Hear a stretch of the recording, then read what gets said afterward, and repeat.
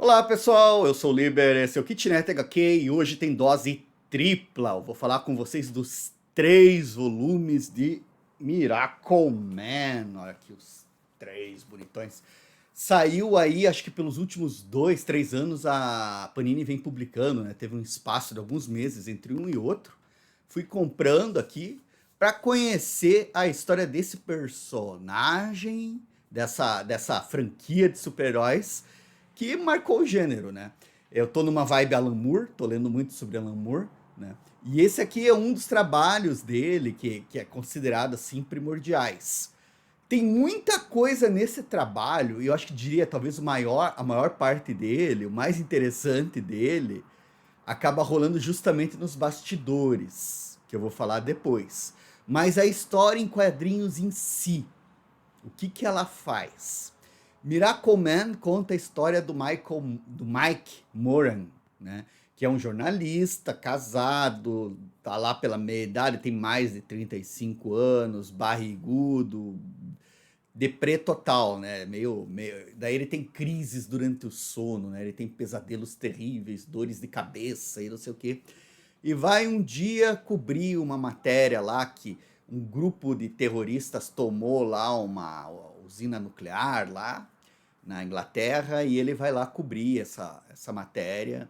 Acaba tendo toda uma situação tensa lá com os terroristas. E quando ele olha para um vidro, né, porque estava lá escrito a planta atômica, né, ou usina atômica, e ele vê o vidro pelo lado de dentro, o atômica fica ao contrário, fica quimota, né, atomic, né, de trás para frente, assim.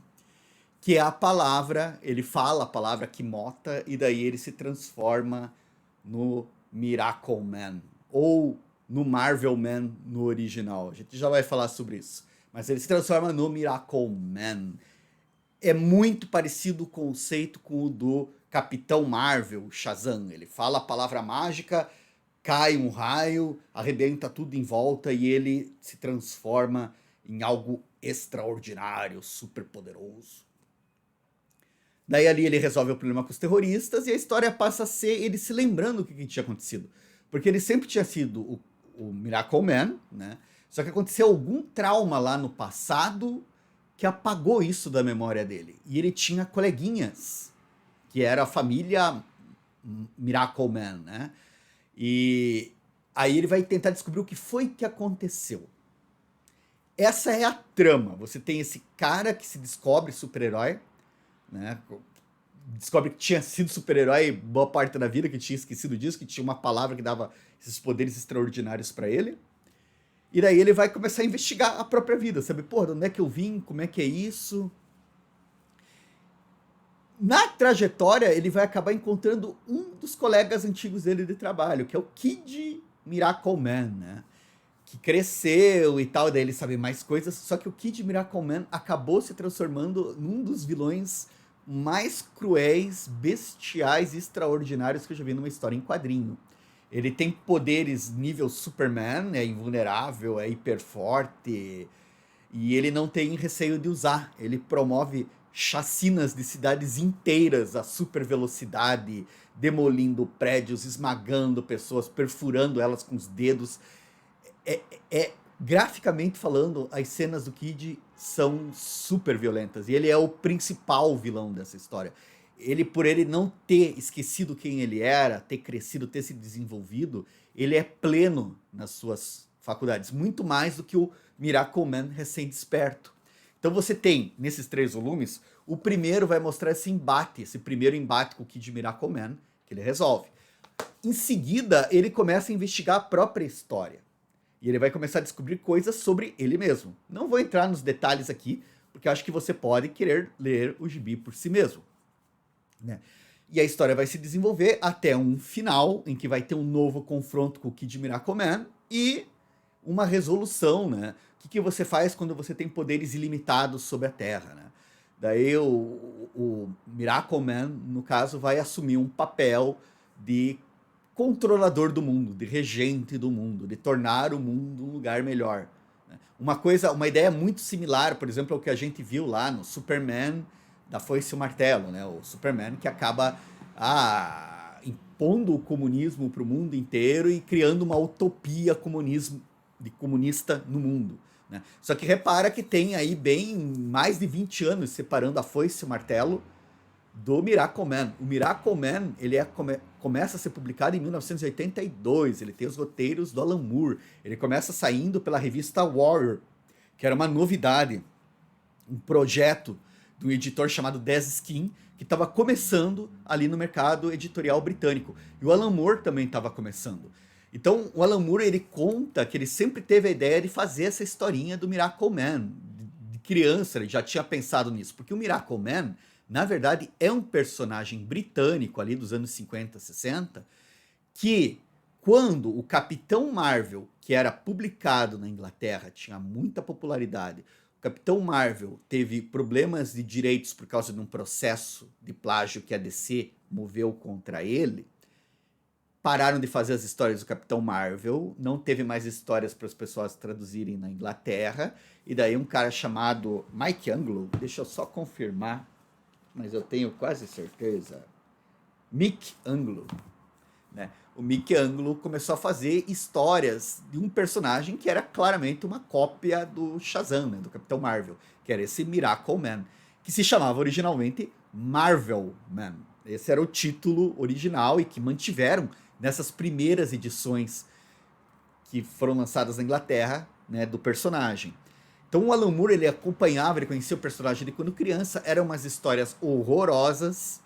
Eu cheguei a ver algumas, porque a Panini publicou umas edições separadas aqui, né, do Miracle Man, uns anos atrás, e traziam algumas histórias originais do Mick Anglo, e elas são, desculpe, simplesmente horrorosas, é difícil de ler, é complicado, assim, porque, tipo, é um nível de abstração de realidade e de ingenuidade que tá além. Mas, enfim, aí o que o Alan Moore pensou? Quando criança, quando adolescente, vou fazer uma história sobre um sujeito que se esquece que um dia foi super-herói e de repente relembra, e daí tem que ir rastreando toda a carreira dele, né? Descobrindo onde é que vieram os poderes, quem que ele era e tal.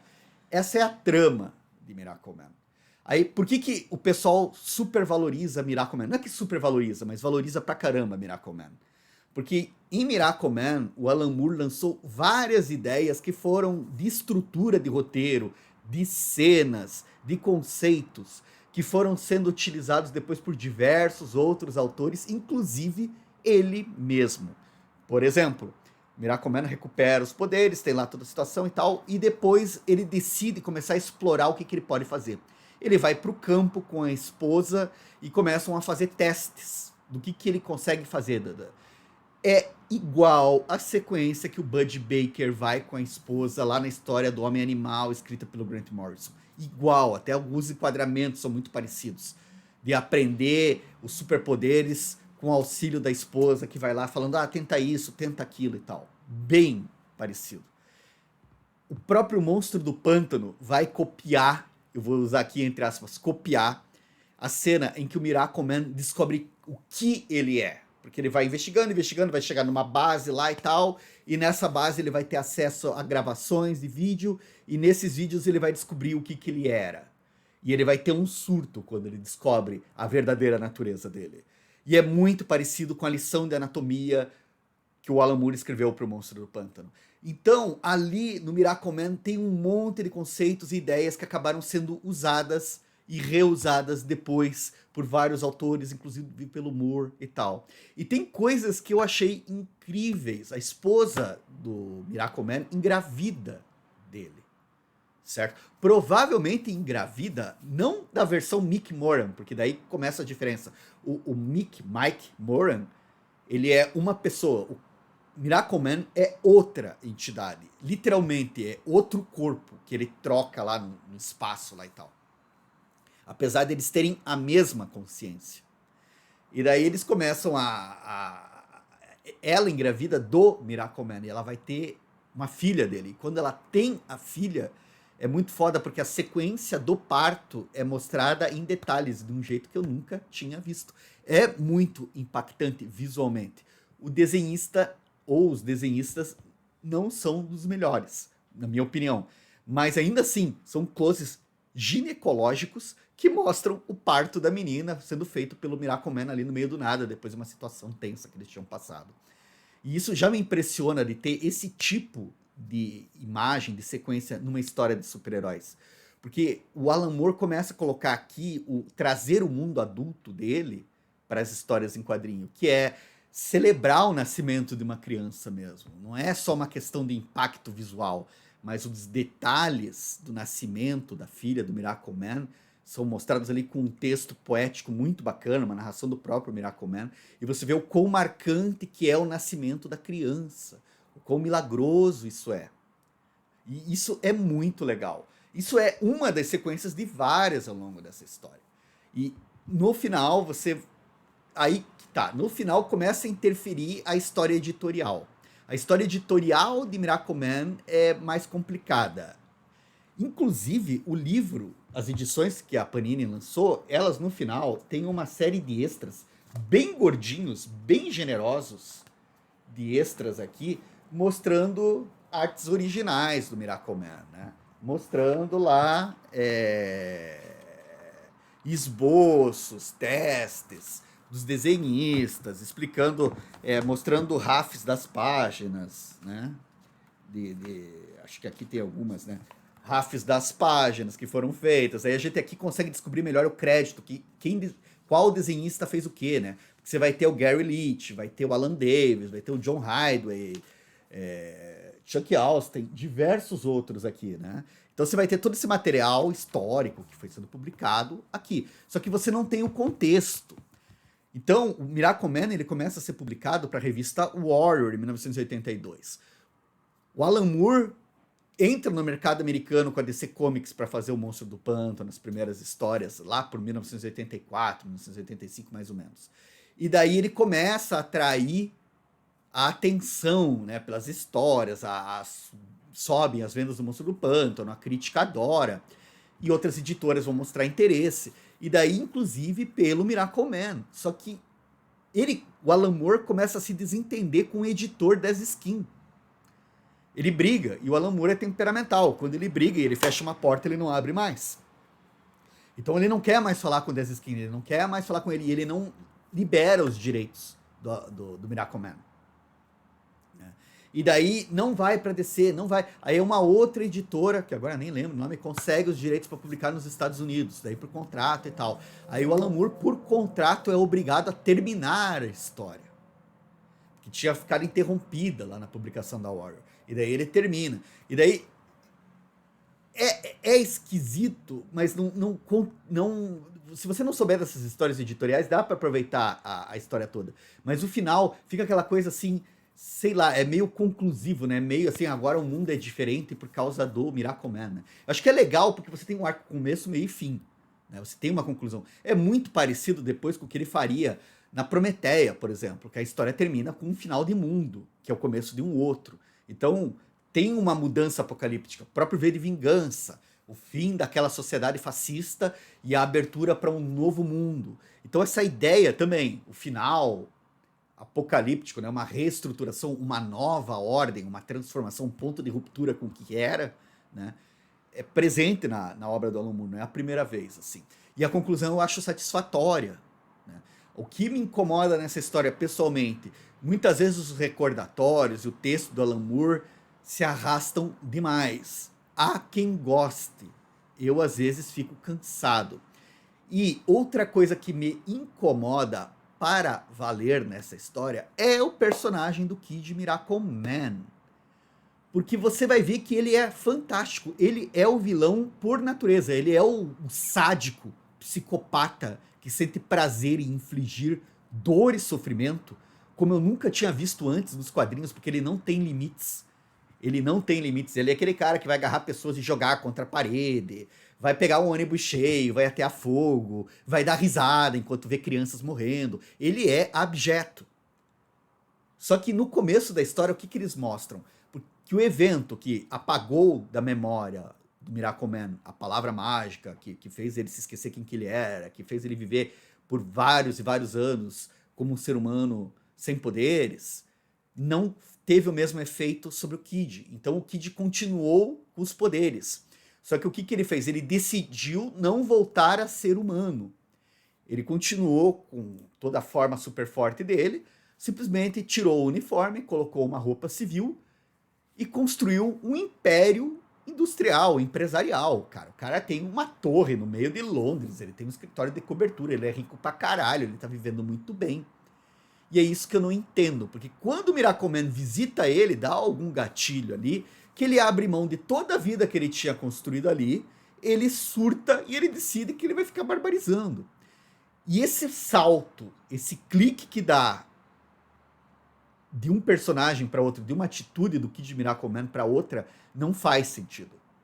Porque não tem como entender como é que um cara que tem tanto gozo com o sofrimento alheio, com a destruição em massa, se submeteu a ficar 20 anos escondido, contido, sabe? Se ele cometia alguma coisa, devia ser tipo aquele assassino psicopata que matava aqui e ali, silenciosamente, sem chamar atenção, quietinho. E você vê que quando ele explode, o lance dele é barbarizar total, é testar todos os limites.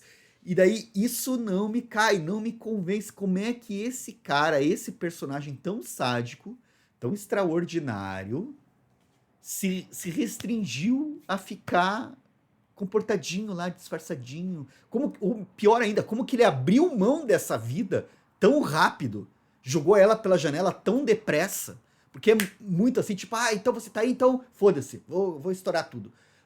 Não faz sentido pra mim. Agora, apesar dessas picuinhas que eu tô falando, tem muita coisa legal nessa série. Tem muita coisa bacana ali, que eu achei... Tem a criação dos viajantes temporais, espaços temporais lá, agora nem vou me lembrar o nome das criaturas ali, que era uma ideia que o Moore tinha para fazer até uma série à parte, que é uma raça de seres extraterrestres muito parecida com a tropa dos Lanternas Verdes. O conceito é parecido. Eles não é que sejam policiais, mas eles são um grupo que ajuda a manter uma ordem no espaço. São policiais. Enfim, só que o poder deles é o seguinte, é o teleporte. E eles podem estar em qualquer lugar e em qualquer momento. Então eles são viajantes espaço-tempo, que não precisam de dispositivo. É o poder deles. Eles podem se locomover pelas distâncias e pelo tempo como bem quiserem. E daí é engraçado porque nessa época o Alan Moore, ele fala 1980, aquele comecinho de carreira, o Alan Moore tinha escrito algumas histórias e textos sobre o Doctor Who para as revistas, né? Para a revista do Doctor Who e tal. E daí esse conceito é meio que um Time Lord que não precisa de TARDIS, né? Um Time Lord que é a própria TARDIS. Então é muito bacana, só que eles acabam ficando, cara, bem jogados, assim. Outra coisa legal para falar aqui é a questão das edições, né? Porque eu falei dessa história editorial das brigas, e por muitos anos, por causa das brigas de direito sobre o personagem, depois o McFarlane foi entrar no meio também e tal, foi uma bagunça, né? As publicações do Marvel Man ou Miracle Man pararam. Inclusive ele trocou o nome de Marvel Man, que era o original dele, para Miracle Man, justamente para ser publicado nos Estados Unidos e não ter problemas com a editora Marvel, né? Então você tem todas essas coisinhas que foram afetando o personagem. Por muito tempo não foi publicado. Cara, a razão dessa história, essas são as histórias que o Alan Moore fez, e ele se recusa que o nome dele seja acreditado. Então esses livros aqui são apresentados como os desenhistas, tem os créditos na capa dos desenhistas e o escritor original, porque o Alan Moore não quer ser creditado. E a história vai bem mais complicada do que isso que eu tô falando. Foram muitos anos até eles se ajeitarem para conseguir publicar aqui, né? E o Miracle Man, o que eu acho doido dessas histórias aqui é que eu já conhecia o Miracle Man lá nos anos 90. Essa edição aqui foi publicada em 1990 pela editora Eclipse norte-americana. Achei ela num sebo aqui em Curitiba, também lá por 1991, 92. E ela tem as primeiras histórias do Miracle Man, antes de ter todo esse imbróglio, né? Então, tipo, chegaram a sair uma ou outra encadernada, só que daí, por direitos autorais, se suspendeu. E o Miracle Man ficou num limbo, só que ele nunca foi esquecido, porque de fato ele tem relevância como um primeiro trabalho, digamos assim, expressivo do Alan Moore, a mítica que existe em torno dele, os problemas editoriais, as disputas e as próprias soluções de história que ele traz, né? A violência do Kid Miracle Man, a cena de parto que eu descrevi aqui, todos esses recursos, essas estruturas narrativas, essas cenas, marcaram também toda a indústria de quadrinho. Então, tipo assim, ele é uma história importante para um caralho, né? Então, tenho lá minha... o Alan Moore pode ser meio verborrágico demais em umas situações, o personagem do Kid Miracle Man pode ter umas contradições assim que não me descem, mas de modo geral é uma história excelente do Alan Moore, é uma história exemplar e é muito interessante de ver ali o começo de todo um modelo que ele ia mostrar, né? Então, assim, eu recomendo, acho que vale em vários sentidos. A única coisa que eu falaria, isso não é problema da Panini, mas é da formação original, né, dessas edições aqui, era um texto que contextualizasse todo esse entorno de conflitos editoriais e autorais, mas eu acho que não é do interesse de ninguém que vai publicar isso lembrar disso tudo, porque é tudo uma batata quente, é um emaranhado assim complicado de disputas, mas saber dessas disputas acho que faz parte de tudo que é o Miracle Man, né? E acho muito bacana, acho que historicamente, acho que tecnicamente, artisticamente, editorialmente, é um modelo, assim, um exemplar assim que vale a pena conferir, vale a pena conhecer. Se você já leu o Miracle Man, por favor, contribua aqui com seus comentários. Seja bem-vindo, seja bem-vinda. Agradeço a sua atenção. Vamos nos falando, pessoal, e até o próximo Kitnet.